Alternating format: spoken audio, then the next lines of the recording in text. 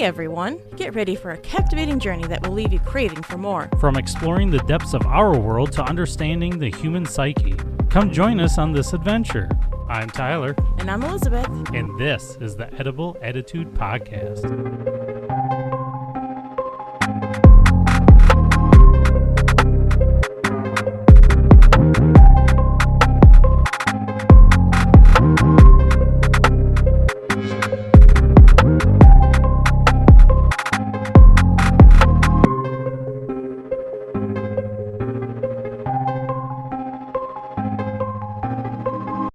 Well, hey there, babe. Hello. How are you? I'm good. How are you? Good. You had to think about that. I sure did. Why did you have to think about that so hard? Because my body hurts. Oh, and say I saw steam coming out your ears. Yeah, it was definitely working in there. How are you doing? I'm fantastic. Good. I'm glad. Yes. You were always fantastic.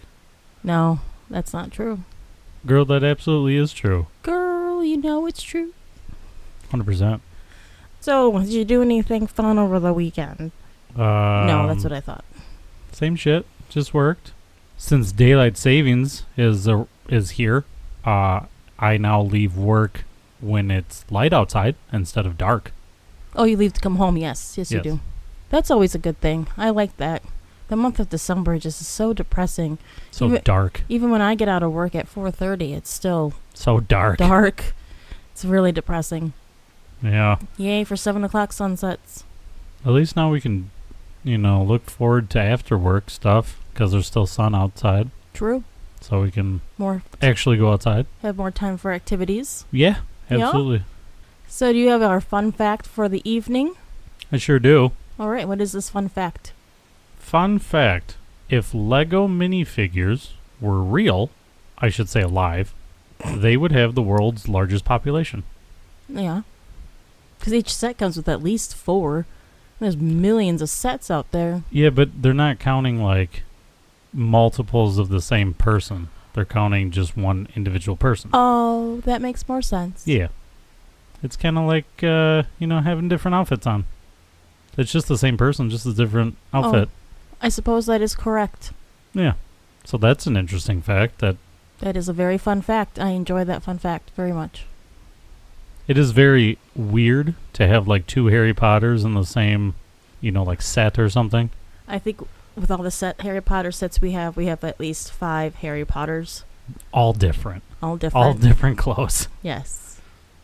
At least. I haven't checked if the wands are the same, but I'm pretty sure they're all just regular brown sticks in their hands. Yes, they're all pretty much brown or black. I think some of them are black. Do you think you're right? Sometimes that happens. Yeah, it sometimes does. Me being right. Oh, yeah, absolutely. You're so confused. I just look at you like, what the fuck are you talking about? That joke fell flat. Oh, my God. That went over my head. It sure did. I definitely am sitting down, so that's not... I could see that, but whoop. Whoosh. Yeah, I was very confused. You were. I thought you literally just lost your mind. Mm. I didn't know what the fuck you're talking about, just rambling on. No, you said that I was absolutely right, and I said that happens sometimes. No, yeah. It really is not rocket science, babe. I don't know why that didn't make sense to me. It's confused you. I will try to talk very slow and using small words. You're going to have to from now on. Apparently. So this episode, let's just use your 5-year-old words with me so I can understand everything. Well, the good thing is this is not a hard case to talk about. Good. I shouldn't have any problems pronouncing any words. I mean, there's some Italian names that I might choke on, but... Italian is just spicy French. Oui. I came prepared. You ready to get into it? Yeah, so what are we talking about today? We're going to talk about Al Capone. Oh, ho, ho, the mobster. There's another one? Well, I'm sure maybe his son was called Al. I don't know. No, I'm just saying, Al Capone the mobster. There's maybe people out there that don't know who Al Capone is. You should not assume that everybody knows about American culture. You're right. Maybe we can get some other listeners and they don't know who the heck Al Capone is. That's true. Speaking of that, yes, If you guys listening have any thoughts or ideas, feel free to comment. Just let us know somehow, and we'll do an episode on it. Yeah. Anything that you want to hear us talk about That within reason. That you might be interested in. Yes, Correct. within reason. For sure.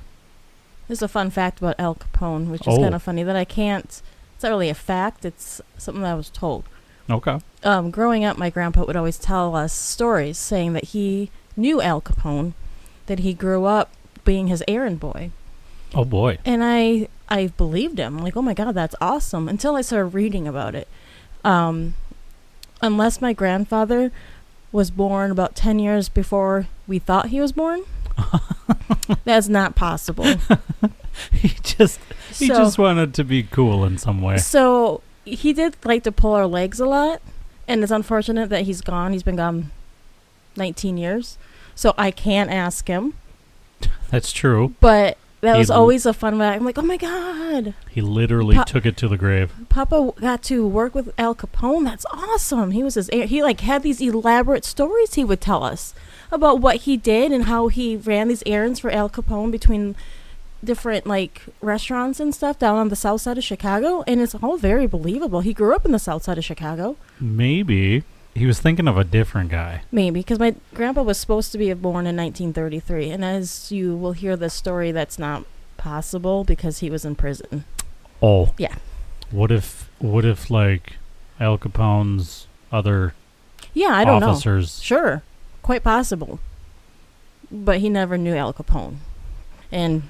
But that's what he said. So angry now. Yeah. I wish I could talk to him. Yeah. Mm-hmm. I know I have some family members out there listening, so maybe you could enlighten me if you heard the same thing. Oh, well, I know my sister did, but I don't know. It'd be funny. I think it would be too. Okay, that was my fun little anecdote for this. Well, I mean, it was a fun fact because it was a fact that happened, Yeah, that he told us stories about it, so yeah. I thought it was funny. That's really interesting. Why he would pick that specifically. I don't know, but growing up in the south side of Chicago in the 1930s, there's a quite possibility that he was in some sort of nefarious stuff.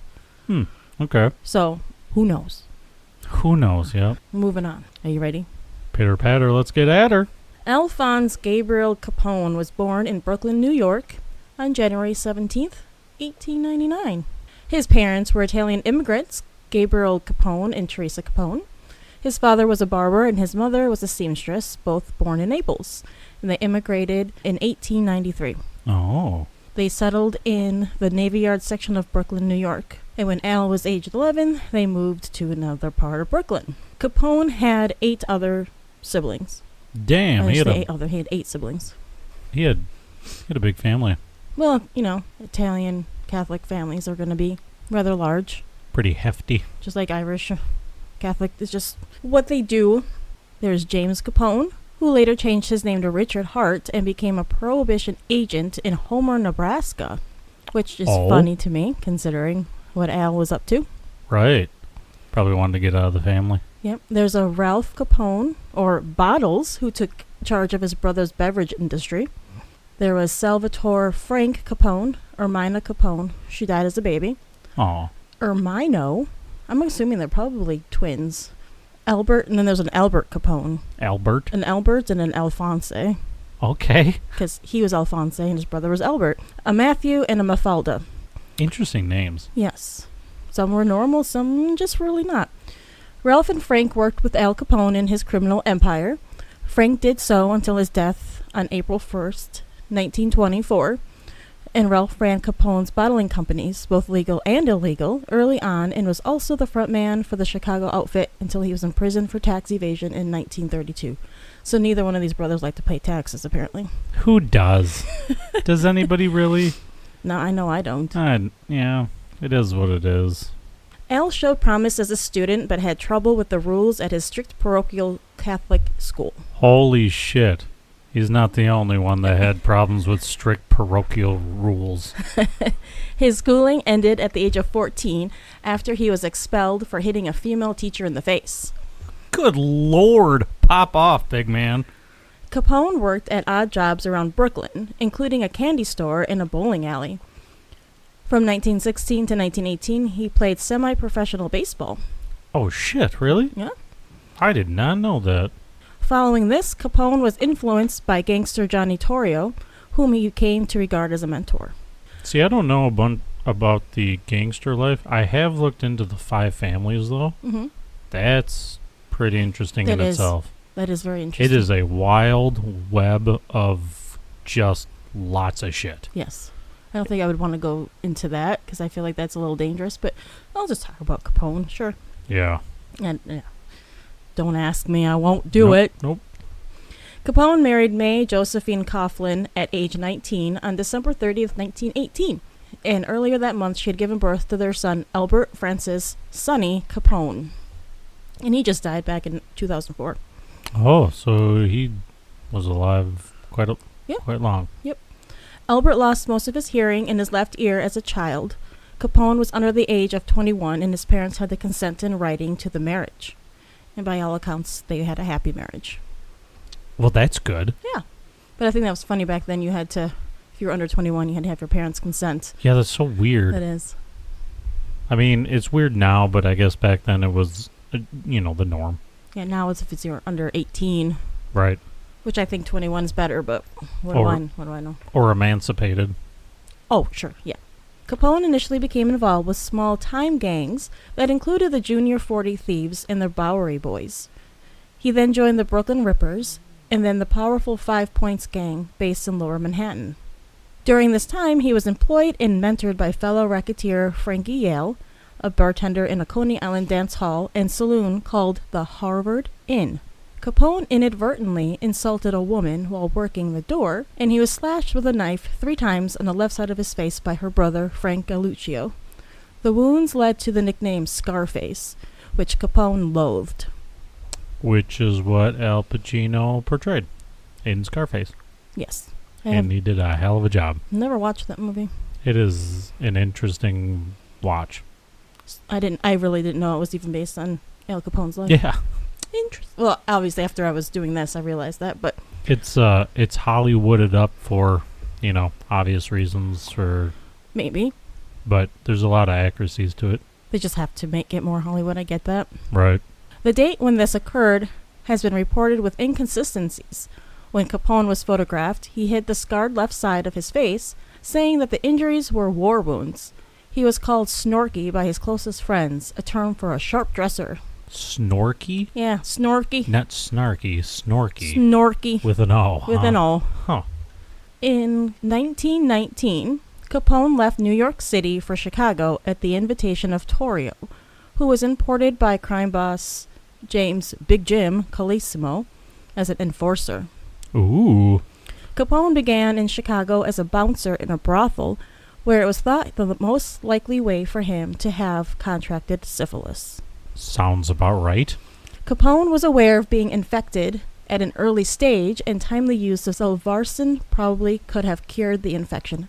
I don't know what Salvarsan is. It was the cure, not a cure, but a treatment for syphilis back then, but before penicillin was invented. So that's what they used. Okay. I mean, they had to have something, so early rough draft of penicillin, right, I'm assuming. Early treatment, right. Yeah. And it probably could have cured the infection if he had taken it, but he apparently never sought treatment. In 1923, Capone purchased a small house in the Park Manor neighborhood of Chicago's South Side for $5,500. Today, that would be $1.5 billion. That's bullshit! Not quite that much, but... Well, it feels like it.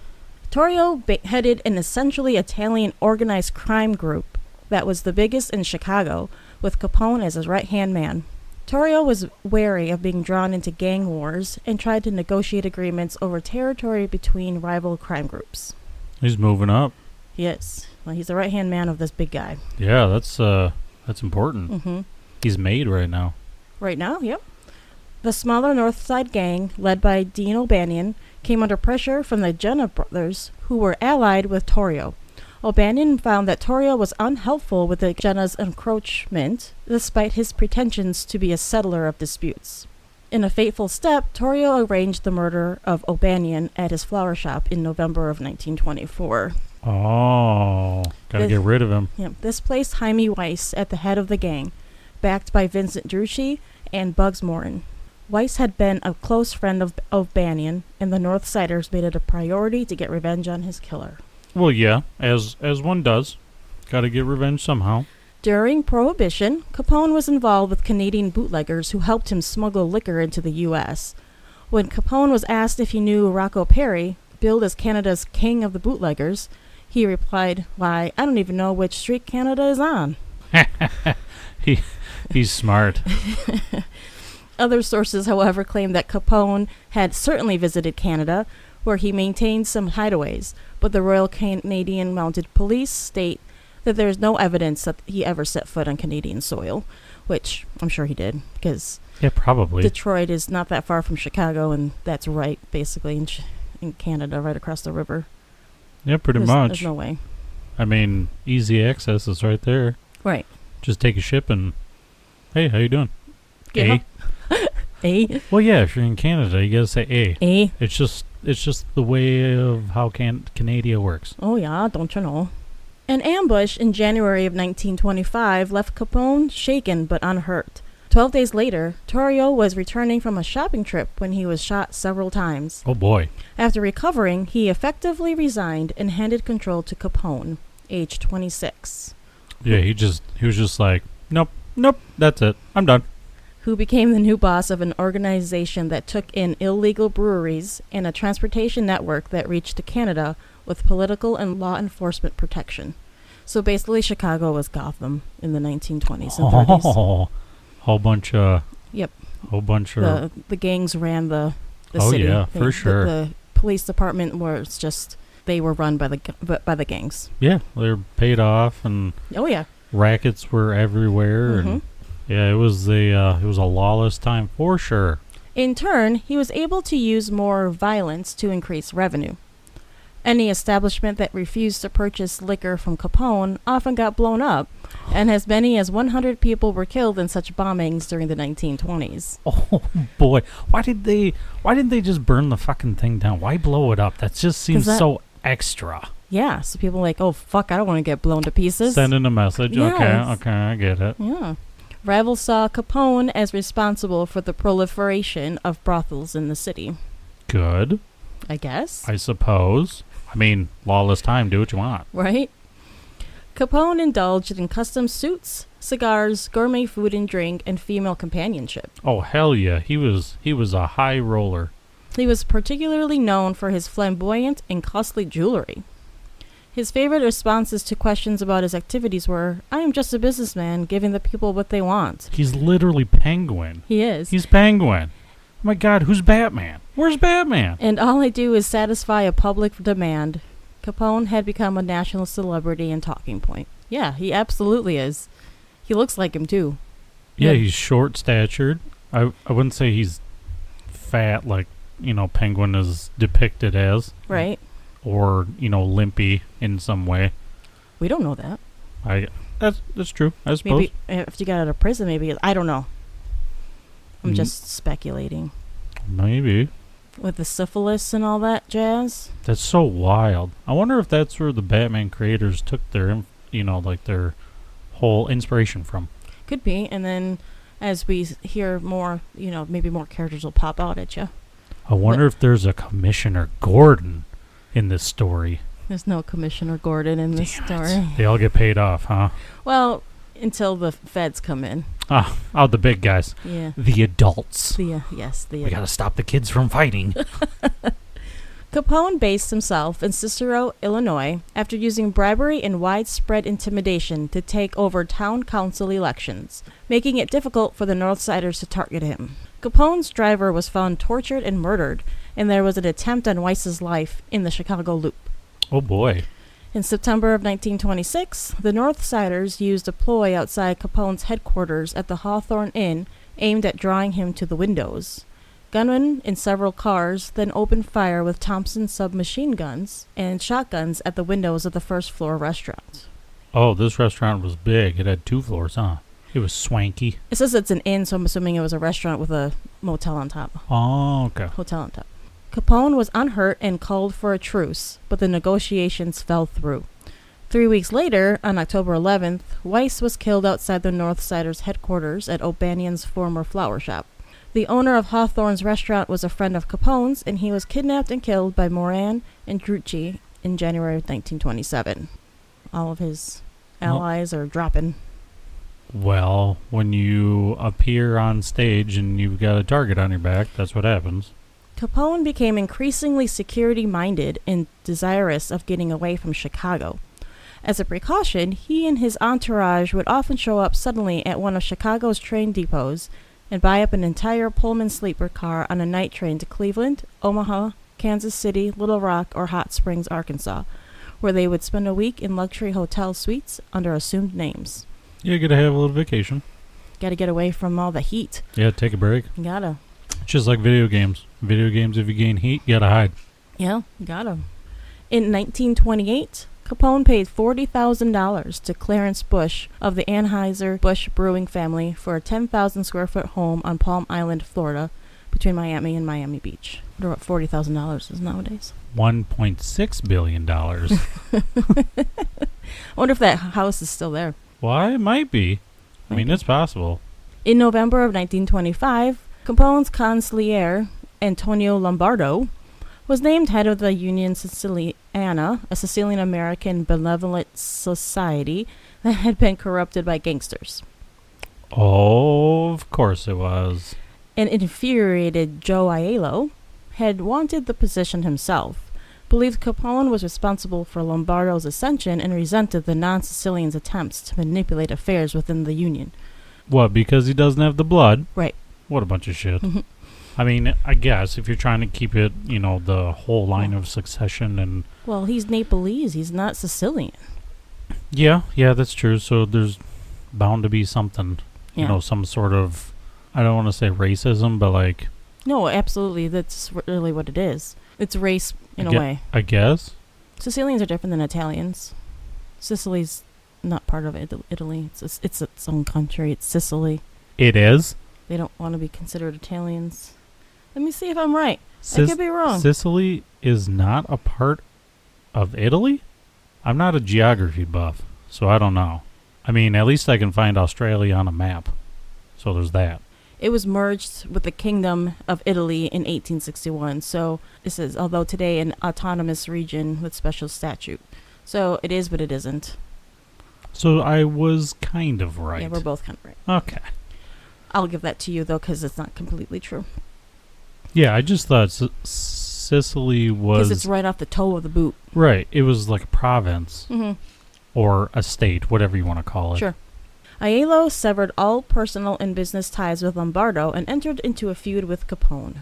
Aiello allied himself with several other Capone enemies, including Jack Zuda, who ran vice and gambling houses together. Aiello plotted to eliminate both Lombardo and Capone, and starting in the spring of 1927, made several attempts to assassinate Capone. So, there's multiple gangs in Chicago. Yes. They have different territories. Yes. I understand that. Are they all in the same business, or do they all run different businesses? That's my question. So Capone was like a bootlegger, right? Right. His main source was alcohol. Mm-hmm. Did these other guys like sell drugs or have rackets or selling, sex or women or whatever you want to call it? Well, if you think, he doesn't just deal in bootlegging and such. He's got brothels. But that was his main. But bootlegging thing. is probably his main moneymaker. Right. But as it said earlier in the story, Capone was killing people who wouldn't drink his liquor. So I would think that they probably did, and that's why they were all rival gangs, because, They all had a toe in it. Right. Oh, okay. They had their own territories who they sold to. Right. That's how they kept the peace. But, you encroach on that and you're dead. I wonder how big territories were considered. Maybe a couple blocks? I don't know. They had, they have the north side, south side. That's true. Just interesting to think about. Yeah, absolutely. So, just going forward, we're going to be talking about a lot of assassination attempts on Capone's life, okay? There's quite a few, so I'll try to be succinct, but it's kind of hard. He sounds like a president. At least he survived more than one. He must have had some pretty good charisma. He had the Riz. He had the Riz? He had the Riz. Are you sure? I mean, he sure did. He was all he had to.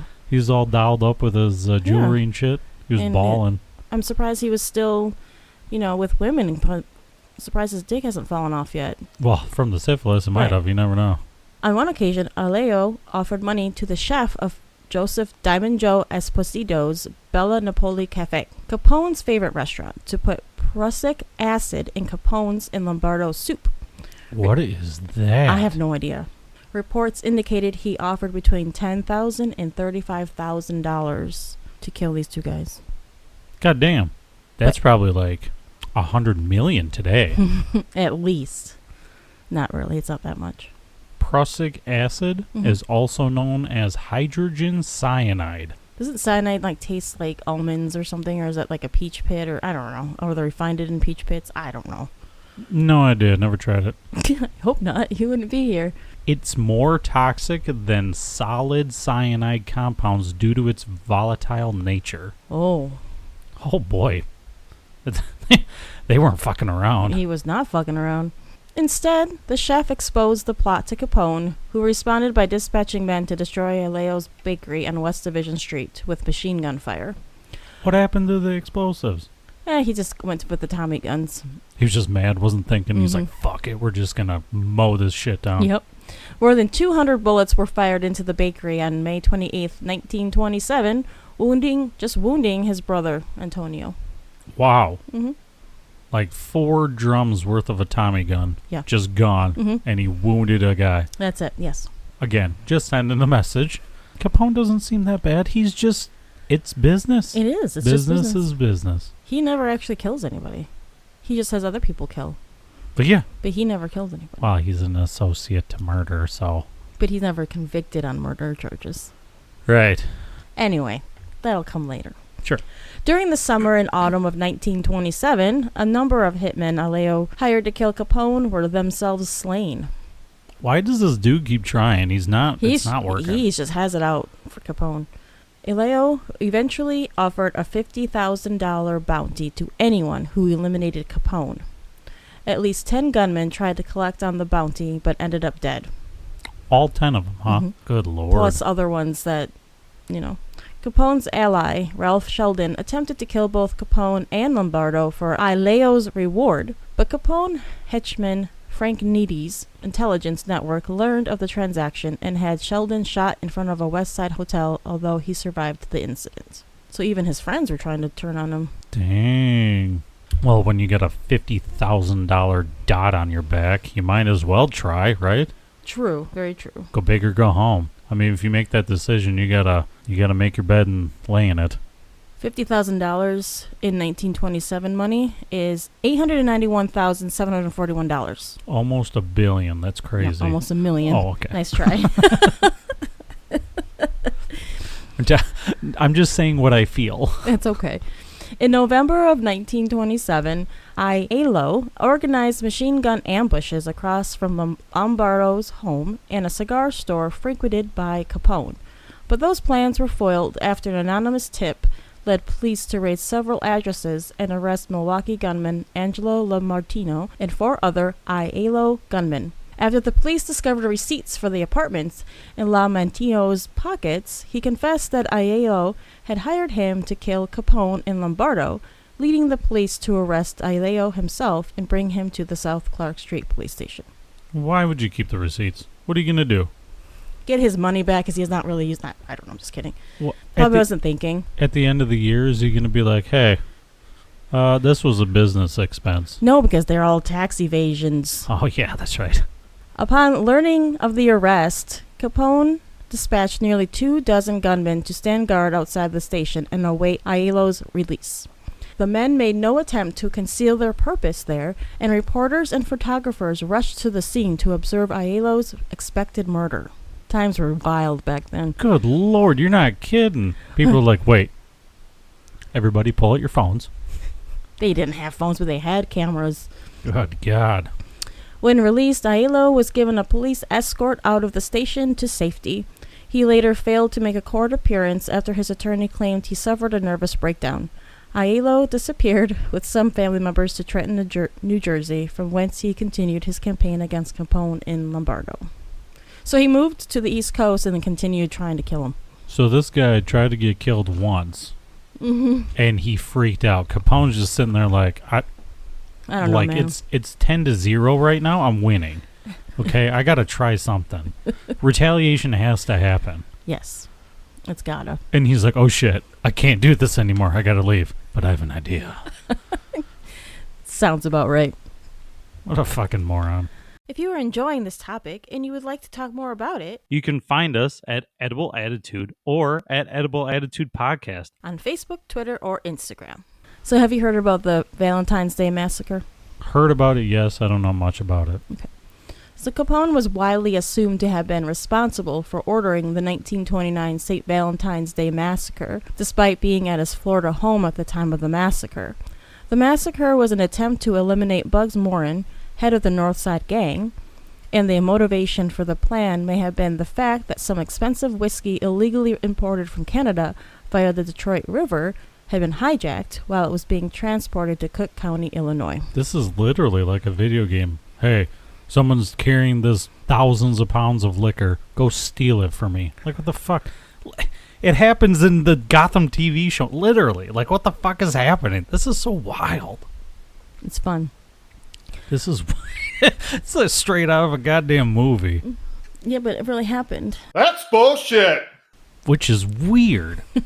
Like I said, 100 years ago was a wild time. It was 100 years ago already. Yeah. Oh, yeah, I suppose roaring 20s. Yep, we're in Oh, 2024. my God. Huh. Weird. It blows your mind, huh? Fucking A. I know. Moran was the last survivor of the North Side gunmen. His succession had come about because his similarly aggressive predecessors, Weiss and Vincent Druschi, had been killed in the violence that followed the murder of original leader Dean O'Banion. To monitor their targets' habits and movements, Capone's men rented an apartment across from the trucking warehouse, which served as Moran's headquarters. On the morning of Thursday, February 14th, 1929, Capone's lookouts signaled 4 gunmen disguised as police officers to initiate a police raid. The faux police lined the 7 victims along a wall and signaled for accomplices armed with machine guns and shotguns. Moran was not among the victims. Photos of the slain victims shocked the public and damaged Capone's image. Within days, Capone received a summons to testify before a Chicago grand jury on charges of federal prohibition violations, but he claimed to be too unwell to attend. In an effort to clean up his image, Capone donated to charities and sponsored a soup kitchen in Chicago during the Depression. Well, at least he did something good. Yeah. But it wasn't for anything other than his own benefit. Yeah, true. The St. Valentine's Day Massacre led to public disquiet about Thompson's alliance with Capone and was a factor in Anton J. Surmont winning the mayoral election in April 6, 1931. Capone was primarily known for ordering other men to do his dirty work for him. In May of 1929, one of Capone's bodyguards, Frank Rio, uncovered a plot by 3 of his men, who had been persuaded by Leo to depose Capone and take over the Chicago outfit. Why is that dude still trying? Capone is, at this point, just like, man, this dude's a nuisance. Yeah, he's annoying. Capone later beat the men with a baseball bat and then ordered his bodyguards to shoot them. However, historians have questioned the veracity of the claim. They question why 3 trained killers could sit quietly and let this happen. They also stated that Capone would have been hard-pressed to beat 3 men to death with a baseball bat, and that he would have instead let an enforcer perform the murders. I don't know. Like, you make someone pissed off enough, they'll do whatever. Mm-hmm. However, despite claims that the story was first reported by an author in his 1931 book, Capone biographers have found versions of the story in press coverage shortly after the crime. They suggest that similarities among reported versions of the story indicate a basis in truth and that the outfit deliberately spread the tale to enhance Capone's fearsome reputation. George Meyer, an associate of Capone's, also claimed to have witnessed both the planning of the murders and the event itself. How accurate are those statements, though? They're not. Exactly. He probably did it. But Capone's probably said, you need to say I did it. Yeah. I don't know. Who knows? He's crazy at this time. In 1930, upon learning of Aiello's continued plotting against him, Capone resolved to finally eliminate him. Thank fucking God. In the weeks before Aiello's death, Capone's men tracked him to Rochester, New York, where he had connections through Buffalo crime family boss Stefano Magaddino and plotted to kill him there. But Aiello returned to Chicago before the plot could be executed. So he went to New York to get some help from the big man. Yep. And then promptly went back, huh? Mhm. After he was chilling on the East Coast for a while. Yeah. He was angst-ridden from the constant need to hide out in the killings of several of his men. He set up residence in the Chicago apartment of Union Siciliana, which is what he wanted to take over. Patsy Presto, this last name is amazing. His name is Patsy Presto, it's his nickname. His last name is Prestigiacomo. Prestigiacomo? Yeah. That's an awesome name. Interesting. On October 23rd, upon exiting Prestigiacomo's building to enter a taxicab, a gunman in the second-floor window across the street started firing at Aiello with a submachine gun. Aiello was said to have been shot at least 13 times before he toppled off the building steps and moved around the corner, attempting to move out of the line of fire. Instead, he moved directly into the range of a second submachine gun positioned on the third floor of another apartment block and was subsequently gunned down. About fucking time. He fucked around and found out. Jesus Christ. Took a couple years. Yeah, no shit. I mean, they had them posted up pretty good, those gunmen. Oh, yeah, they knew what they were doing. Yeah. They wanted it done, and they're like, this is what you gotta do. They were covered on all. He was not fucking around anymore. No. He's like, nah. I'm done. I'm annoyed. Mm-hmm. Can't handle this anymore. Get rid of him. In the wake of the St. Valentine's Day massacre, Walter A. Strong, publisher of the Chicago Daily News, asked his friend, President Herbert Hoover, for federal intervention to stem Chicago's lawlessness. Wait, what was that guy's name? Which one? Not the president. His name was Walter A. Strong. And what was he? He was just a publisher of the Chicago Daily News. That's Jim Gordon. Is it? I don't know. No. I'm taking a guess. He arranged a secret meeting at the White House just 2 weeks after Hoover's inauguration. You know, he created the FBI. Oh, Secret Service. The CIA. All three. No, he's part of the Secret Service. I thought it was FBI. Fairly certain it was the FBI. Oh, yeah, it was Kennedy who wanted to get rid of the CIA. Yeah, because they knew things about him. That's another story for another time. On March 19th, 1929, Strong joined by Frank Lesch of the Chicago Crime Commission. So it's a Frank Lesch, L-O-E-S-C-H, of the Chicago Crime Commission. He's got to be the commissioner. Oh, that's Jim Gordon. It's got to be. Does he have a mustache? I'm just going to call. I don't know. We could look him up. They made their case to the president. In Hoover's 1952 memoir, the former president reported that Strong argued Chicago was in the hands of the gangsters, that the police and the magistrates were completely under their control, that the federal government was the only force by which the city's ability to govern itself could be restored. At once I directed that all the federal agencies concentrate upon Mr. Capone and his allies. Okay. So now they're doing something finally? He went to the president to ask for help, so sounds like it. BTW, Frank, does not have a mustache. Oh, so he's not our Jim Gordon. No, but he wears a cool top hat. Or he wore one. Yeah, I'm sure he doesn't. Well, maybe he was buried with one. We don't know. In March of 1929, Capone was arrested by FBI agents as he left a Chicago courtroom after testifying to a grand jury that was investigating violations of federal prohibition laws. He was charged with contempt of court for feigning illness to avoid an earlier appearance. Whoops. That's fair. That's understandable. But he didn't feel good. His tummy probably hurt. Well, he's got fucking syphilis. Do you know what happens when syphilis is untreated? A man cold? Oh, no. It's bad. I suppose. Other than your dick falling off, it goes to your brain and eats your brain. Oh, that's wild. Yeah. It's not good. Didn't want to know that, but now you do. I do. Mm-hmm. Thank you.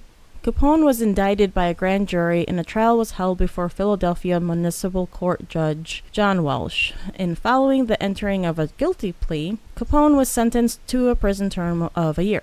Only a year, huh? Mm-hmm. A week after his release, in March of 1930, Capone was listed as the #1 public enemy on the unofficial Chicago Crime Commission's widely publicized list. So, who was that guy that was public enemy #1? There was a movie about it. Oh, yeah, that movie Public Enemy? Yeah. John Derringer? Yeah. So when was he around? I'm thinking a little bit later. Dillinger. John Dillinger. Well, he died in 1934, so at the same time. They were both public enemy? That's so weird. In Chicago, too? Mm-hmm. They were both in Chicago? Wild. I suppose Capone was in jail at the time? Or dead? In 1934, Capone wasn't in Chicago anymore. No. Oh, okay. You'll Well, find that makes sense now that John... Well, John probably showed up and he's like, ooh, my turn. Yeah. John Dillinger was more of a Robin Hood-esque. Oh, that's true. He would rob banks. He wasn't a mobster. Technically, I mean, he was, but he wasn't. He was just a criminal. Yes. Yep. Mm. In April of 1930, Capone was arrested on vagrancy charges when visiting Miami Beach. The governor had ordered sheriffs to run him out of the state. Capone claimed that Miami police had refused him food and water and threatened to arrest his family. He was charged with perjury for making these statements, but was acquitted after a 3-day trial in July. So they're just trying to get rid of him. Well, yeah, it sounds like. Sounds like they just want to be dicks to be dicks. Right. Like, nah, I don't think so. We're going to keep you here. And as an aside, in February of 1930, Capone's organization was linked to the murder of Julius Rosenheim, who served as a police informant in the Chicago outfit for 20 years. If the cops are getting paid off, why do they give a shit? Well, it's like Jim Gordon comes in and sees this corruption. He's like, I can't stand for this corruption. We got to get my friend involved. And his friend happened to be the president of the United States. Okay. Mm-hmm. It's all coming together. Yes. Assistant Attorney General is said to have originated the tactic of charging obviously wealthy crime figures with federal tax evasion on the basis of their luxurious lifestyles. In 1927, the Supreme Court ruled in United States v. Sullivan that the approach was legally sound. Illegally earned income was subject to income tax. Yeah. Mm-hmm. Yep. The key to Capone's conviction on tax charges was not his spending, but proving his income, and the most valuable evidence in that regard originated in his offer to pay tax. So his lawyers, he's like, I don't want to get charged, so why don't you tell them I'll pay taxes on this? That was really dumb.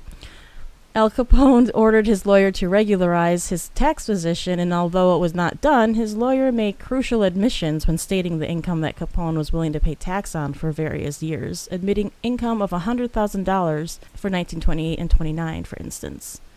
Both years? Yeah. Or both years? No, both years he supposedly made $100,000. Damn. That's just what he's decided he wanted to pay income tax on, was that little bit of money. He probably thought about it. He's like, I could do that. Right. Hence, without any investigation, the government had been given a letter from a lawyer acting for Capone, conceding his large taxable income for certain years he had paid no tax on. In 1931, Capone was charged with income tax evasion in a secret grand jury, which is super illegal. A secret grand jury? Okay. He had no idea. Yeah, I guess no one gave a shit back then. That's bullshit! Capone was indicted by a federal grand jury on 22 counts of income tax evasion from 1925 through 1929. He was released on a $50,000 bail. Capone was then indicted on 5,000 violations of the Volstead Act, which is a prohibition law. Good Lord. 5,000. 5,000. That's a lot. Yes. So in June of 1931, Capone pleaded guilty to income tax evasion and the 5,000 Volstead Act violations as part of a 2.5-year prison sentence plea bargain. Only 2.5 years. Right. However, later that year, they refused to honor the plea bargain, and Capone's counsel rescinded the guilty pleas. So because they didn't come to an agreement, they're just like, nah, he's not guilty anymore. He's innocent. Right. Okay. So they tried to deem the letter that his lawyer sent in that it could be admitted into evidence that he was doing it, but they're like, no, we can't do that. Well, they should have said the same thing about the secret jury thing. Then they tried Capone only on income tax evasion charges, as he determined they took precedence over the Volstead Act charges. So the 5,000 charges were dropped, but they still went after him for tax evasion. Okay. So the government charged Capone with evasion of $215,000 in taxes on a total income of $1,038,654, which is $21,205,351.40 in today's money. Yeah, that sounds accurate. I'm not going to fudge those numbers. That's pretty good. Capone was convicted on 5 counts of income tax evasion on October 17, 1931, and was sentenced a week later to 11 years in federal prison. Fined $50,000 plus $7,692 for court costs, and was held liable for $215,000 plus interest due on his back taxes. He could pay it. That's not a problem. I don't know. Maybe. His business is still going. That's true. It's passive income at this point. Passive. It would be nice to have that kind of passive income. Yeah, wouldn't it? $100,000 a year just in passive income. Fuck it. Thank you, yeah. Capone was sent to Atlanta U.S. Penitentiary in May of 1932, aged 33. 2 years before John Dillinger showed up. No, before John Dillinger died. Oh. Yeah, he died outside that theater in 1934. Oh, okay. Upon his arrival at Atlanta, Capone was officially diagnosed with syphilis and gonorrhea. He was also experiencing withdrawal symptoms from cocaine addiction, the use of which had perforated his nasal septum. Damn. No wonder he was batshit crazy. He was doing coke like a madman. Yes, and the syphilis.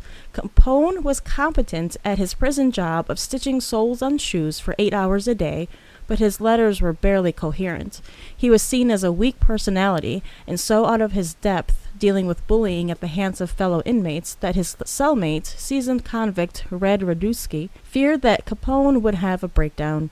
Raduski was formerly a small-time criminal associated with the Capone gang and found himself becoming a protector for Capone. The conspicuous protection of Raduski and other prisoners drew accusations from less friendly inmates and fueled suspicion that Capone was receiving special treatment. No solid evidence ever emerged, but it formed part of the rationale for moving Capone to the recently opened Alcatraz Federal Penitentiary off the coast of San Francisco. Oh boy, The Rock. He moved there in August of 1934. On June 23, 1936, Capone was stabbed and superficially wounded by fellow Alcatraz inmate James C. Lucas. Due to his good behavior, Capone was permitted to play banjo in the Alcatraz prison band, the Rock Islanders, which gave regular Sunday concerts for other inmates. Capone was also transcribed the song Madonna Mia, creating his own arrangement as a tribute to his wife May. Aw, how nice. And he loved his wife. At Alcatraz, Capone's decline became increasingly evident as neurosyphilis progressively eroded his mental faculties. His former diagnosis of syphilis of the brain was made in February of 1938. He spent the last year of his Alcatraz sentence in the hospital section, confused and disoriented. Capone completed his term in Alcatraz on January 6, 1939, and was transferred to the Federal Correction Institution at Terminal Island in California to serve out his sentence for contempt of court. He was paroled on November 16th of 1939 after his wife May appealed to the court based on his reduced mental capabilities. Syphilis is eating his brain at this point. Yeah, that's a terrible way to go. It really would be. That's not how he goes completely, though. Have you ever seen pictures of Al Capone's prison cell? I'm sure, yeah, I have. Why? It is like a goddamn apartment. Like, he had a really nice bed, he had a desk, he had fucking posters or whatever else. It was just interesting. And you can definitely see why the inmates would think that he was getting special treatment if he's got all this shit. Sure. You know? Sure. But That makes sense. The main effect of Capone's conviction was that he ceased to be boss immediately on his imprisonment, but those involved in the jailing of Capone portrayed it as a considerable undermining of the city's organized crime syndicate. Capone's underboss, Frank Needy, took over as boss of the outfit after he was released from prison in March of 1932, having also been convicted of tax evasion charges. Far from being smashed, the outfit continued without being troubled by the Chicago police, but at a lower level and without the open violence that had marked Capone's rule. Organized crime in the city had a lower profile once Prohibition was repealed, already wary of attention after seeing Capone's notoriety bring him down, to the extent that there is a lack of consensus among writers about who was actually in control and who was a figurehead front boss. Prostitution, labor union racketeering, and gambling became moneymakers for organized crime in the city without incurring serious investigation. In the late 1950s, FBI agents discovered an organization led by Capone's former lieutenants reigning supreme over the Chicago underworld. Oh, so they stepped up. They're like, look, we got to keep this shit going. Yeah, There's too much money involved. Right, and they went underground for like 14 years, 15 years. But they were still doing well, I guess. Yeah, had to have been. That's wild. That's actually pretty impressive. I'm just actually impressed. Good for them. At least the dumb IAO or whatever the fuck his name was, at least they didn't, keep going. Right. That needed to get taken care of. Those guys were smart. They're like, okay, we're done. We're tired. I'm going to go back to working in the steel mill. Due to his failing health, Capone was released from prison in November of 1939 and referred to Johns Hopkins Hospital in Baltimore for the treatment of syphilitic paresis. Because of his unsavory reputation, Johns Hopkins refused to treat him, but Baltimore's Union Memorial Hospital did. Capone was grateful for the compassionate care that he had received and donated 2 Japanese weeping cherry trees to the Union Memorial Hospital in 1939.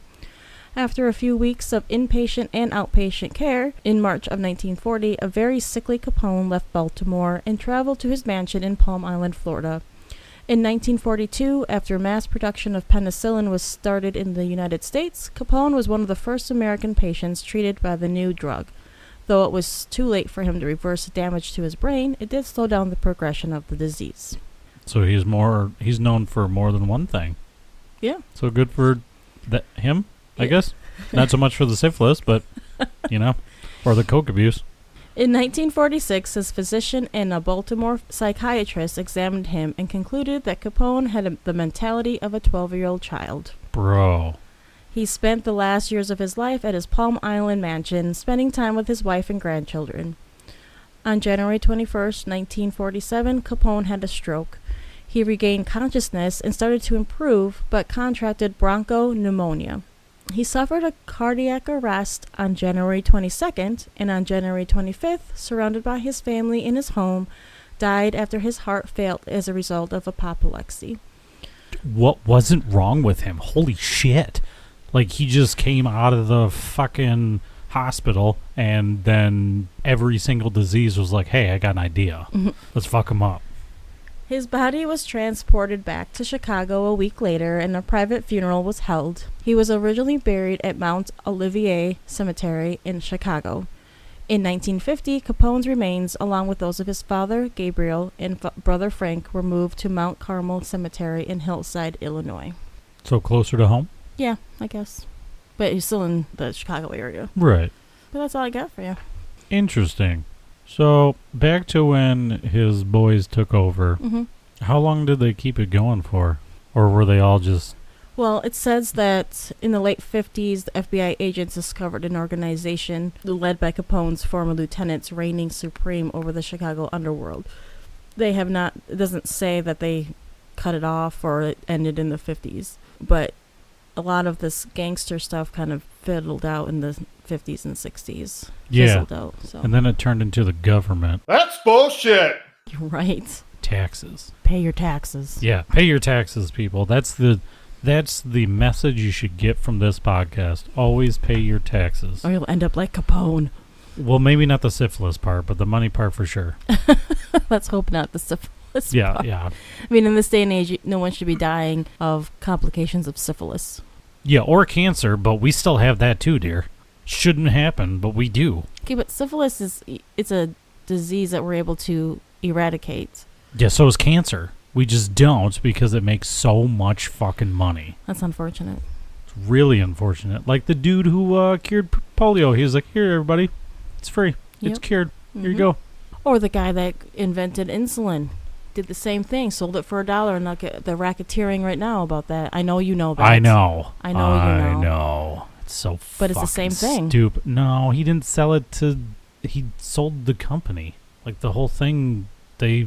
Yeah, but he only sold it for like $1. Yeah, he that's true. He didn't want anybody to have it so expensive that people that needed it couldn't get it, and that's exactly where we're at now. Yeah. Yeah, and then you have all these, organizations that try to cure whatever, but all they're doing is just collecting money for taxes. Yep. So, if you want to join the tax evasion people, just start a business. An organization that donates money to sick people in need, but you just pocket the money for yourself, like an asshole. That is not good advice. Do not listen to him. It's the only way we can all get ahead. Everybody start a business, avoid taxes, and if we all do it collectively, we'll win. Yeah, but... Do you think that they would fucking lose their minds? Just think about it. If a whole goddamn town of like 300 people right? No, 300 people is a drop in the bucket considering we have, 7 point something billion people in this I suppose. country? Let's go bigger. How about like 50,000 people? Maybe not in this A country, whole but still. ass city just avoiding taxes. They would just be like, what the fuck is going on? Yeah, no. There would be some red flags. That's why we're indoctrinated in school not to rise up together. Yeah, that's true. But that was interesting. There's a lot of stuff I didn't know. Yeah. Like, I thought, I don't know why, but I thought the Valentine's Day massacre had to do with a bakery shop. Oh. And they just kind of pulled up and murdered a bunch of people because they were opposite gangs, or an opposite gang, whatever. That part's correct, but there was it was a retaliation against. And it wasn't a bakery. No, it was just the building. I don't know why I have bakery in my head. You probably had heard other stories. Sure, it's possible. And Absolutely, just get merged. Yep, I agree. What'd you think about it, dear? I learned a lot. A lot of the stuff I did know. Actually, most of it I did. So his wife was still faithful to him Oh, the yeah. whole time, huh? Oh yeah, that back then that was just kind of like expected that men weren't faithful. That's just it's just unfortunately how it was. They could do whatever they wanted. Mm-hmm. Man, must have been nice. But women didn't really have the right to do anything. I mean, you get married until the 1970s. Women couldn't get their own credit card without having their husbands sign for them. They couldn't buy their own land. They couldn't buy their own house until the 1970s. So yeah, we were kind of fucked. We needed to get married so that we could have a house, a roof over our head, and then our husbands could just do whatever the fuck they wanted because we wouldn't leave them because we couldn't. And then people talk about how great their grandparents never divorced because they worked on things. But no, it was because grandma couldn't leave because grandma didn't have money. That's fair. I mean, that's a good reason not to leave. Right. But anyway. But I digress. Just like, don't get me started. Anyway, I'm done with my story tonight. Okay. I'm done talking. That was a good one. Good. I'm glad you liked it. We got any thoughts about next week? Nope. I don't even know what's happening tomorrow. One day at a time. One day at a time. One foot in front of the other. That's how I survive. That's how we all do. I don't. I wake up well rested, and my day is wonderful every single day. Especially because I get to see your beautiful face. I would carry you everywhere if I could. No, you wouldn't. Yeah, on my back. I would not let you. Like little Yoda. Just carrying you on my back everywhere. No, thank you. Even if I lost 100 pounds, no. You could be my backpack. Here, babe, hold my phone. I'm not your backpack. You could be my lookout because you would be taller than me and be like, hey, what's above us? What's in front of us? I can't see. Like you're not tall enough.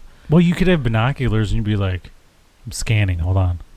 Just looking everywhere. As long as you got me like one of those adult, like... Harnesses? Yes. Yeah. So I don't have to hold myself up? Yeah, you would have a chair. Oh, okay. And you'd have a harness. Okay. Yeah, we'd make it professional for sure. Okay. Yeah, we'd make it work. Then maybe.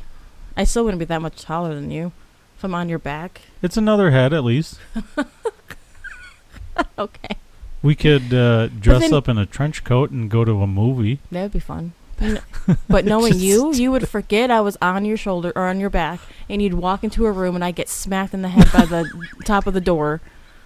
Look, it's not my job to duck. That's your job. Yeah, but I'm the lookout. If I'm looking off to the side, how am I supposed to know that? Oh, whap. And then I'm just dead. You got to keep your head on a swivel. Why would you be dead? Just because you walk fast. I walk fast. You got some speed to you. You got to keep your head on a swivel, dear. You got to keep looking everywhere. You're the lookout. Have you met me? I don't pay attention to my surroundings. That's true. I'd get you a helmet. Oh, thanks. Like a motorcycle helmet? Yeah. Like it's got a shield so you don't hurt your eyes. It could be like a magnifying screen so you wouldn't have to use the binoculars. Oh my God. We got to start investing in this shit. I think it'd really pan out good. You think so, huh? Nope, not at all. You know how tired people would get? I got to stay fat. You can't do it. You got to stay fat. I got to stay fat. Okay. Stay away from me. I'm going to pick you up regardless or try to. No. Okay. I think it's time to go. Fair enough. Thanks for coming, everybody. Thanks for listening. We appreciate you guys. Yeah, thanks for sticking around. Thanks for listening and interacting. Yeah, and like I said, if you guys have any thoughts, ideas, leave a comment, like, subscribe. And as always, I'm Elizabeth. And I'm Tyler. And this is the Edible Attitude Podcast.